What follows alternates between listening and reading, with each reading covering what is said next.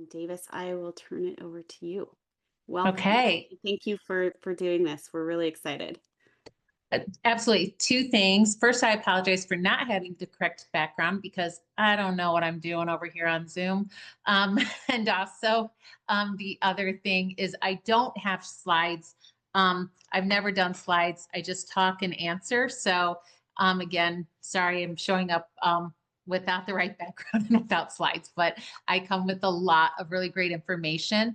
And I also find that when I do any kind of talks at all regarding sleep, with parents, is a lot of the information has to come through questions from you guys. So when I do open it up, jump in, ask me all the questions, because again, there's just so much that comes up that you guys you know, will bring up that I won't be able to cover or think that I needed to cover, but I need to cover because you guys are curious about it. So um just to tell you a little bit about myself quickly is I have been obsessed with sleep, the need for sleep, circadian rhythm, and so forth for about 25 years now.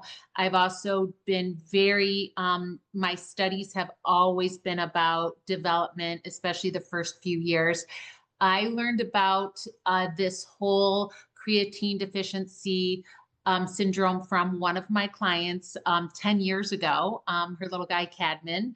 And we got him sleeping and so forth. So I learned so much, and I've been invited to speak with you guys before. And my goal is this, my goal during this talk, like I said, I will probably not do a whole 30-minute spiel. What I'll probably do is just give you guys some information, and then I'm going to open it up for questions because, like I said, that's usually where all of the goods come. So, but one of the things that I have found over my many years of working with parents and the medical profession and so forth is that we do not take sleep serious enough.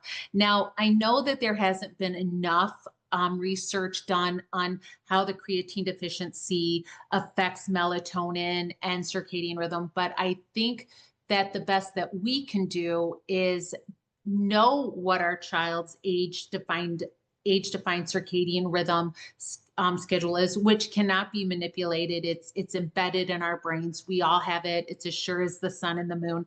And then honor that with practices and so forth that create sleep, because sleep really is job one. Everybody on this call can agree on one thing, that it's, one thing, if you're a little hungry, you might be a little crabby, but when we cross over into not getting enough sleep, that's where everything falls apart. Our body starts breaking down.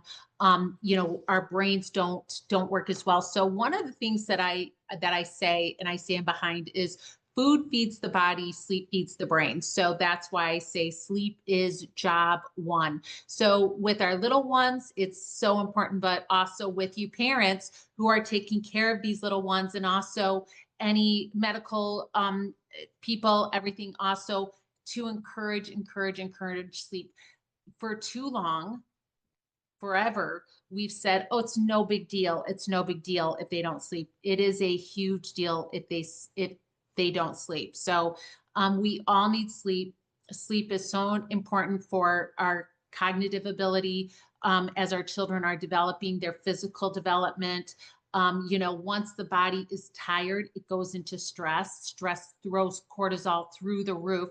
And there's just so much downhill slide when anybody is sleep deprived, especially our children. So with the creatine deficiency, like I said, each child is a little different, but my goal is to help parents understand, okay, what time should my child even be going to bed?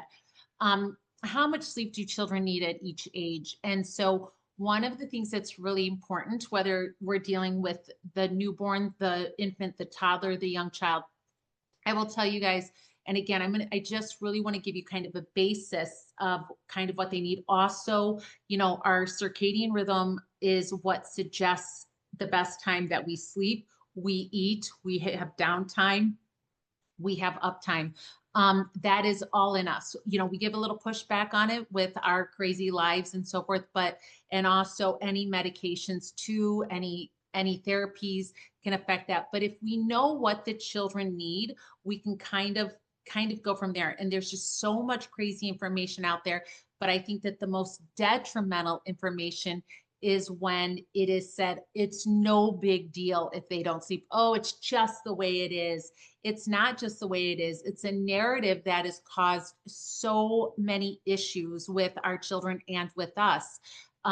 It's so important for sleep, for our health, our, like I said, overall health, because once we go into stress and the body feels tired, anytime we are tired, cortisol shoots through the roof. So does our glucose. So does everything.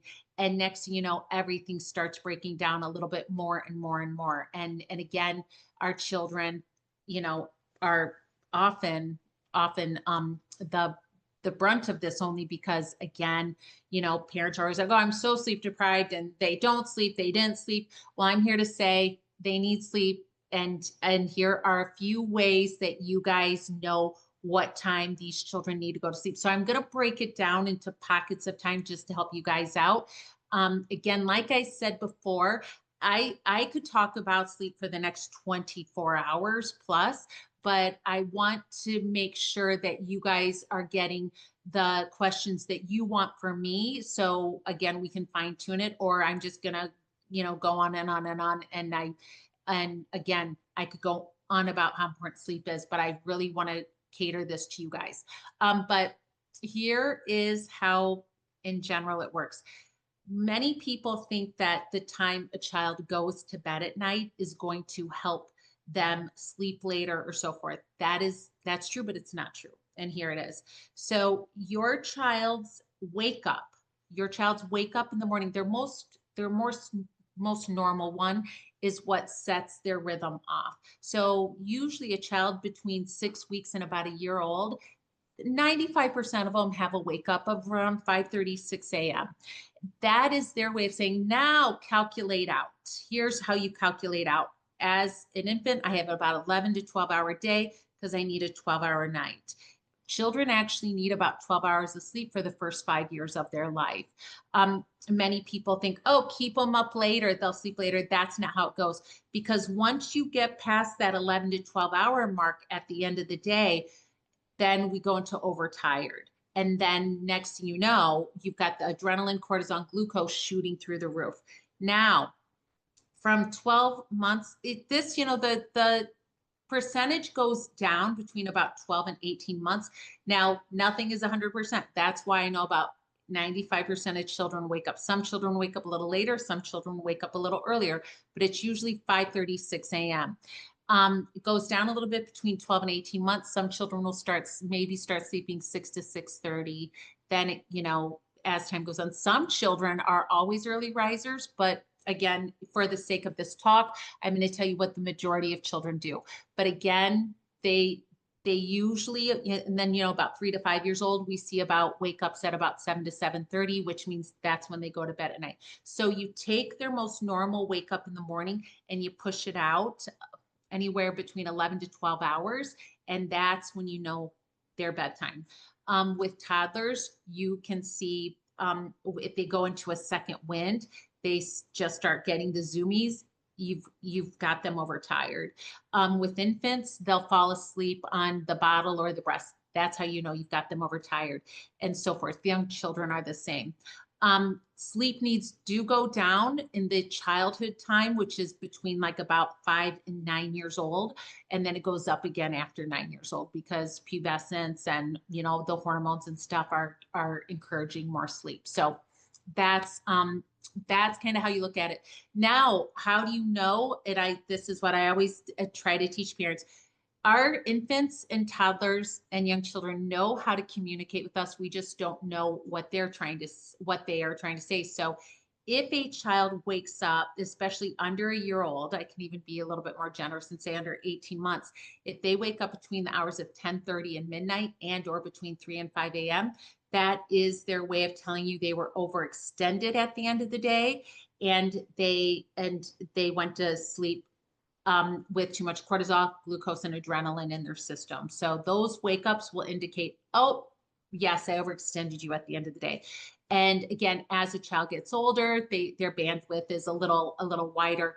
But again, infants, no matter what, need about from the time they're born to 6 weeks, about 20 hours of sleep a day. From there, it goes down a little bit. And then by 6 months, it's about 14 to 15, or even 15 to 16 hours. And then between 12 and 18 months, it goes down to about 15 hours and 14 to 15 hours and so forth. So as you can hear, children need an enormous amount of sleep. Now, I know with some children with creatine deficiency, some sleep a lot, and then some parents have issues with the sleeping. So, again, like I said, I know that there needs to be a little bit more research done on how melatonin is affected by this. I think I'm looking forward to that research, just because I don't think there has been enough care given to sleep research. And also, just because, I mean, I've always said this with all due respect, that it's very difficult for the medical community to encourage how much sleep one needs when they actually sleep deprive their students. So, we need to turn that around, because I think once we take sleep into consideration and we learn how important it is for our brains, our bodies, our development, and so forth, I think we're going to see a lot more healthy children, a lot more healthy adults, and so forth. So again, this is a lot. Sleep is, again, job one. Eating is, of course, so important too, but we want to get it to where it's this beautiful synergistic thing, and just bring more awareness that sleep is important. It is not okay to say, oh, they just don't sleep, because nobody ever says, oh, they just don't eat.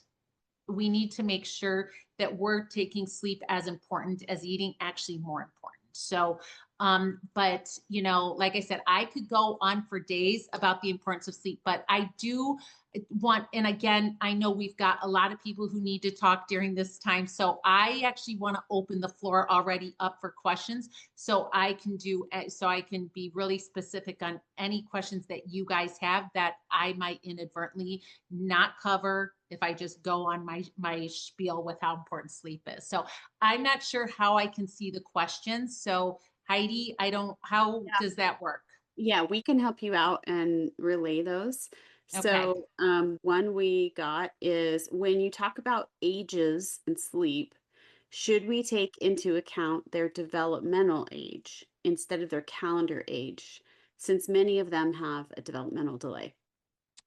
Always the calendar age, because that's how the circadian rhythm, how it develops. So again, always the calendar age is what we're going to look for with sleep needs.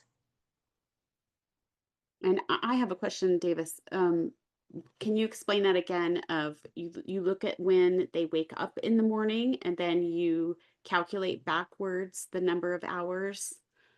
Yes. So again, with each age, we're also talking we need to encourage day sleep as well. So, children go from, the first 6 weeks, they work in a 24-hour cycle. So basically they just have time to eat, sleep, and poop. And so then at 6 weeks, that's when they go through a big change. And then we have about 4 to 5 naps during the day, with sleep needing to equal a certain amount of time. And then then the daytime sleep goes down, but the nighttime sleep is like, so I'll give you an example. Let's say your child is a 6 a.m. child, wakes up. We do need to encourage the right amount of naps for that age. But also, if you go out 11 to 12 hours, or I should say 11 hours and 45 minutes, that is going to be where their melatonin is saying, hey, let's get going, because they actually want to be asleep 12 hours from the time they woke up. So we need to honor a little bit of downtime. The average human being from birth till death takes 10 to 20 minutes to go to sleep, 10 to 20 minutes to go back to sleep. So we want to encourage that. But yes, so they're going to want to be asleep about 12 hours from that wake up. But I always say about 11 to 11 hours and 45 minutes, only because if I have a child who lacked in day sleep, the best way to take care of that is an earlier bedtime, and then create a longer night. So that wake up is what you're going to jump ahead and project out to say, hey, they need to be asleep by 12 hours from this wake up. Okay. And this is leading to several questions about melatonin. Hmm. And maybe you're going to get to this in your talk as we go on, but can you explain more about what we do know about melatonin in creatine deficiencies? Is it in general a good idea to give melatonin to help our children fall asleep? And what about long lasting melatonin to help them sleep through the night? Right. Well, like I said, doing some research, there isn't enough research on how a creatine deficiency might affect melatonin. Um, Everything that I looked into and wanted to learn so much about was still not enough research, still not enough research. So I'm going to say when we get our children to bed on time, um, it's going to encourage the melatonin to come up. Now I'm going to say this because again, with this deficiency, I can't really speak to it too much about helping with giving melatonin. I will say in general, I'm adamant about no melatonin. And the reason for that is because when we take melatonin, the brain says, oh, I guess I don't need to make it. And that becomes a problem because then we become dependent on it. And then what that turns around is you cannot take melatonin forever. The body needs to make its natural melatonin. So I'm always like, now. But I can't without, like, if you were to say, hey, if your doctor were to say, hey, this is a big deal. The only way this child is going to sleep is with the help of melatonin. Far be it from me to say anything against it, but I will say there's too much of this going on where doctors are like, oh, if they don't sleep, just give them a little melatonin. But also to completely understand that it is very natural for the body to make melatonin. Our problem is we discourage it because we keep our children up too late. We help, work them out, burn them out, and then they'll sleep. Melatonin can't has a hard time climbing over the cortisol, and it'll just wait, and then it can't do its job. So bedtime is incredibly important. I would say the right time for bedtime is incredibly important. Again, this is something that I can't support if it's not a 100% necessity is giving melatonin for sleep because again, it's not real sleep. And also the brain does get the message that, hey, I don't need to make melatonin, so I'm not going to make it. And then if it's something that you can't do forever, it's something that you should really give a lot of thought to because then when you take back the melatonin or you don't have it for whatever reason, then the brain is like, well, I don't know what to do. And then we start getting into not sleeping and then we get into having to learn how to teach the brain to get that melatonin back up. That's very difficult to do with a child, very difficult. With us, we have to deal with it if that's the route we take. But with our children, that's very difficult because you're going to deal with a child who's not going to sleep until the brain gets the message, oh, I am supposed to make melatonin again. So do you recommend a weaning schedule for those that are really used to the melatonin? I just from talking to people in my own daughter, I'll admit, we do give melatonin and it works great. And she's on a really good schedule and like I don't have sleep complaints. So the Right. concept of let's change this when it's working is daunting. And that is a message right there, right? Not having something is daunting. So yes, there always has to be a weaning, but yes, you are if a time comes where it's like she can't do that anymore, then yes, you're going to have to go through a time because again, her brain is now conditioned not to make melatonin.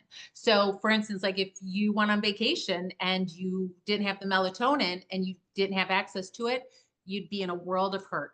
So, it it again, I know it's natural and all that good stuff, but again, it does send the message to the brain that, hey, you don't need to make melatonin.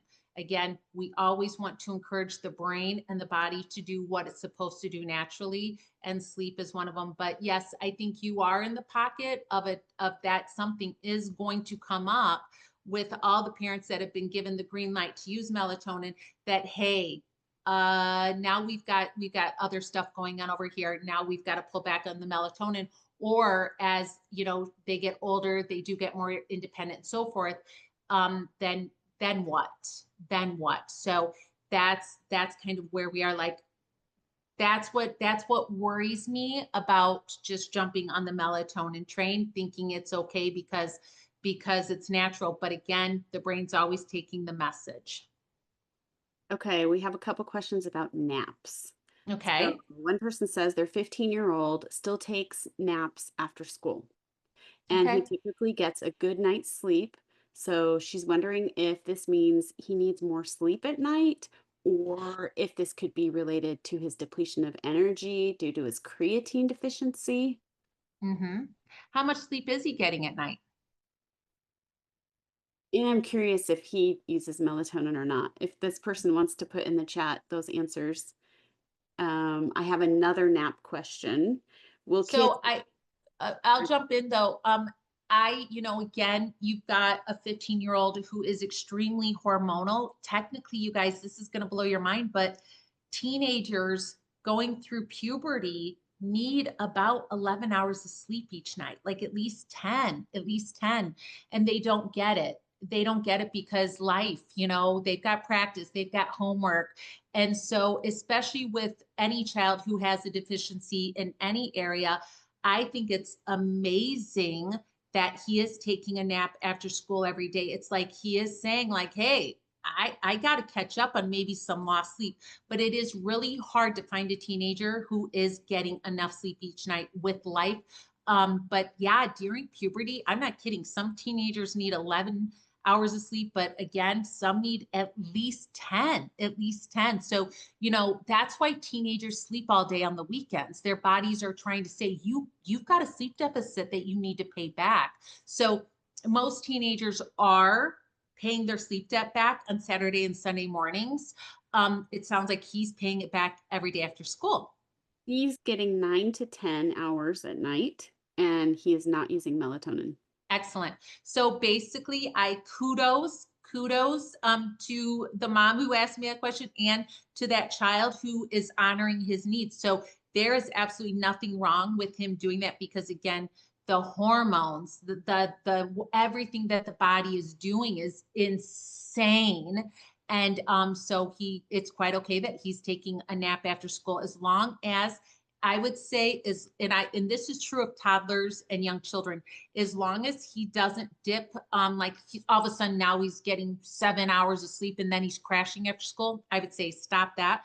But if he's doing 9 to 10 hours at night and just needing a little shut eye after school, totally fine. The mental energy children put out during school hours, whether they are in kindergarten or 15, is unreal and it exhausts the heck out of the brain. Will kids naturally drop naps if they are getting enough night sleep? Or can naps negatively affect night sleep if you don't take them away? Oh, that is a gorgeous question. And yes, and yes. So, if a child is getting the correct amount of sleep at night, they will naturally drop the nap naturally because their brain says, I don't need any of this day sleep anymore. So, what happens as we get older, the children get older, is the brain needs less sleep and it's going to throw the day sleep out first. So, that's it. Now, if you it like if like everybody on this is probably like, oh yeah, I have friends whose kids go to bed at 9, 10 o'clock, but they still take 3 hour naps and they're 4 years old. That's not okay. That's not okay. So if a child, and this isn't 100%, but it's the majority, if a child is getting the right amount of sleep at night, they're going to drop their naps between 2.5 and 3 years old as a way to say, I don't need any of this day sleep. My brain needs all that long-term melatonin release at night. Now, if you have a child that is getting less than 11 hours of sleep a night after the age, and I'm going to be generous here, after the age of 3 years old, and they're still taking those bulky naps during the day, that's not okay. Because what's happening is they're not getting enough sleep at night. So now they're waking up just tired, and then by the afternoon they need bulky sleep to make up for that. Now some parents have said to me, what's the big deal? And well, it's a big deal, and here's why. Because melatonin, long extended melatonin release as we know it, is nighttime sleep, is incredibly the most important. A good night's sleep is incredibly most important, because when our body is in that deep sleep, that's when vitamins, minerals, antioxidants, growth hormone, everything is getting sent out to our bodies. So we don't want to cheat uh, our bodies out of all of that goodness, and it happens during sleep. So now if that is cheated, and then you wake up and then tired all day. I'll put it in adult terms. Let's say you know you need about 8 hours of sleep a night, but you're only getting 5 to 6. You're going to wake up not refreshed.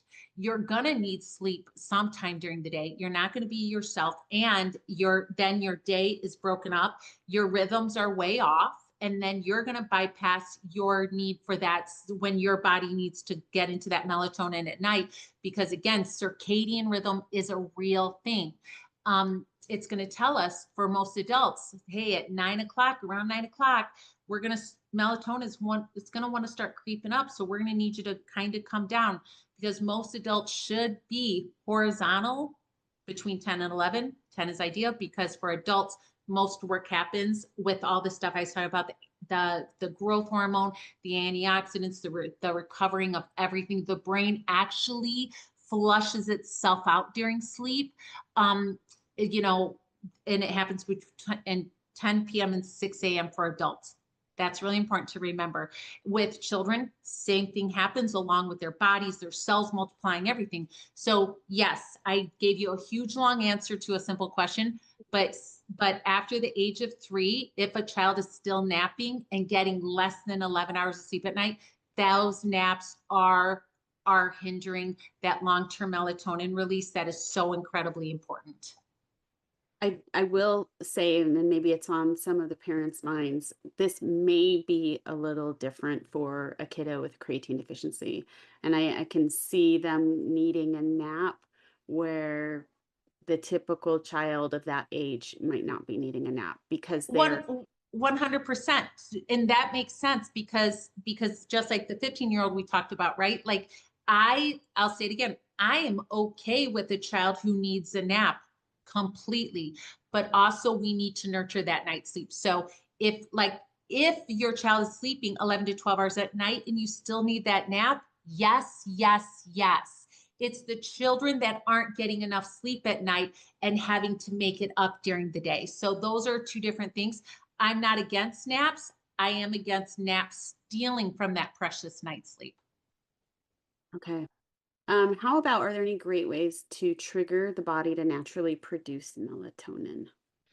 Well, the circadian rhythm is going to trigger it. That just is what is happening. But what we have to do is, again, timing is everything.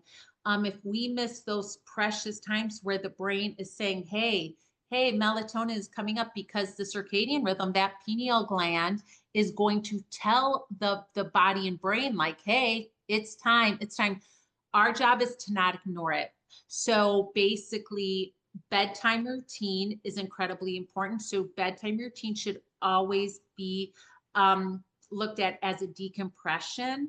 Um, I, but again, people, if I had a dollar for every time parents are like, we have the best bedtime routine, but if it's not at the right time, you just lost all of the effectiveness. So timing is everything. That's why I started this out with how we know our child's bedtime. Now here's what triggers melatonin too, is time, time, time. If you miss that time, guess what's going to happen? We're gonna come up against cortisol, glucose, and adrenaline is going to go through the roof. They're going to go into a second wind. They're going to spin out. Now, um, so that's really important. The other thing that triggers melatonin is dark and lying horizontal. So again, the right time decompression. You know that melatonin wants to start coming up. Don't miss that, because after that, we all know it's crazy. It's like ricochet rabbit. And then we go horizontal, and that is what triggers melatonin. Timing decompression, and horizontal. That's how we do it. Great. Awesome. Thanks so much, Davis. So there's another question in the chat. Our son has a history of absence seizures during sleep. Would you work towards more naps or more sleep time to recover from those? Yes, yes, yes, absolutely. Don't cheat a child, especially because we know what happens inside of that brain when those happen. It's exhausting Mm. I mean, exhausting. Remember, sleep feeds the brain. So if that happens, we know that the brain just did an unbelievable amount of work, right? So we've got Mhm. to feed that brain back, and the best way to do it is through sleep. Gotcha. Let's see, there's another person that posted, my kiddo has always had a consistent early to bed routine. As an older teen now, it's between 8 and 9 p.m. She's asleep by 10 usually, but she wakes up consistently around 6 and always has. The mom's wanting to know, is this too early? And does this indicate that something needs to be changed? Other teenagers, young adults seem to be sleeping way past this. Listen, I gotta tell you this. I love a kid who is an early riser. 6 a.m. Are you kidding me? Like she will always be successful. She will Mm. always like you technically, you guys, we all want to wake up at around 6. Like that's when the brain and body, but we've pushed it out, right? Like we've just pushed it out, been like, oh, I love to sleep till 10. Again, I bet you this parent will tell me, oh yeah, she's very productive. She's very productive. I bet, is work wakes up at 6. So that's kind of Mhm. ideal. But if she is productive, healthy, with what everything that is going on, but 6 a.m. gorgeous. I would say as a teenager, but I think she said late teenager. Mhm. So that might mean I'm out of puberty. So late teenager could mean I'm out of puberty. My growth plates have closed up. So basically, all she really does need is 8, 9 hours of sleep. So she's kind of in adult land of sleep needs. So when you said older teenager, those two things say I'm done with puberty and my growth plates have closed. That means now I'm technically an adult, according to the brain. And so yes, 8, 9 hours, gorgeous. Awesome. Um, Someone else asked, is it or can it also be typical for a kid with CTD to need less sleep?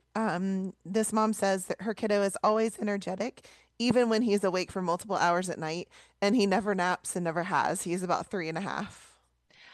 I would say no. I would say that's probably just inadvertently become a practice. A lot of times when children have energy, it kind of means that their cortisol and everything is a little high, so they're hyperactive. So I I think it's just kind of become a practice. I would say try to encourage an earlier bedtime because overtired children are usually pretty energetic and active.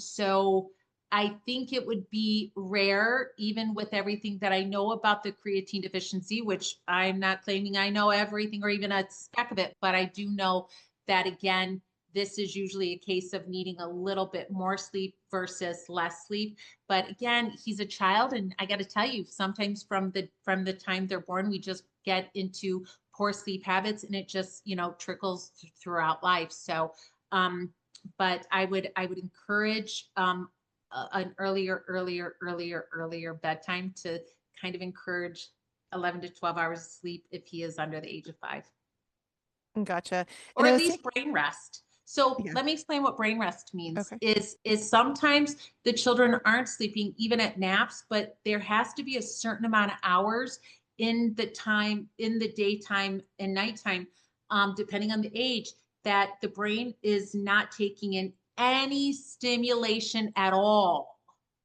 So brain rest is best, again, horizontal. That's really important. Brain rest is incredibly important. Awesome. Yeah, and that with the increase and rise of screens, it is, yeah, definitely something to work on. I Yes, it is. was taking notes and I saw so 12 hours like until 5 years of life. And I got the 10 to 11 from 9-year-old to like teens. Uh, Mhm. 5 to 9-year-olds. What's that range? 5 to 9 year olds, it actually between 5 and 9 is when sleep needs kind of go down a little, then they go back up. So usually 5 to 9 year olds need about around 10 hours, 10 hours, like 9, 10 hours. When they get a little closer to like 9, 9, 10 hours.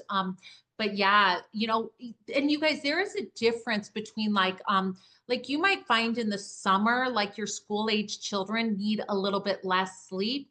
During the school year, it goes up because of the concentrated learning that the brain is doing. Like usually during summertime, it's free play, the brain's working, but it's not focused learning. Like, I always say to parents, use this as an example. Like if you play soccer as a kid, whatever, and you just go out and you throw, you're just playing with your friends, kicking the ball, whatever. It almost energizes you, but after a practice or a game, it's almost you're exhausted because everything is focused and the brain is doing so much work. So again, during those school days, you might see a need for more sleep. In fact, there is a need for more sleep.